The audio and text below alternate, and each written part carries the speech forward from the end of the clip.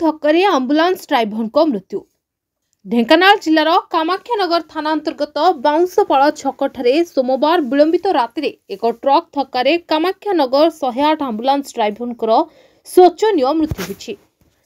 कार्यरत ambulance driver निजर कार्य सारी विलंबित राति मोटरसाइकेल जोगे घर को फेरुवा बेले बाउंसपाड़ ग्राम जातीय राजपथ छक निकट ट्रक सहित धक्का हेबा फल गुरुतर अवस्था 108 जोगे मेडिकल पहुंची।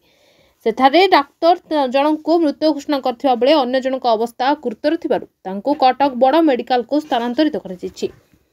मृतक ड्राइवर जनक हेले बांगुरा ग्रामर अच्युतानंद नायक पुओ आलोक नायक 24 वर्ष। तेबे गुरुतर जनक हेले सेही ग्रामर दीनबंधु नायक बयस 22 वर्ष। खबर पाई कामाख्यानगर पुलिस घटनास्थल में पहुंची मृत शव को व्यवच्छेदर व्यवस्था करी तदंत आरंभ करिछि। कामाख्यानगर प्रकाश कुमार पात्र रिपोर्ट द न्यूज टुडे।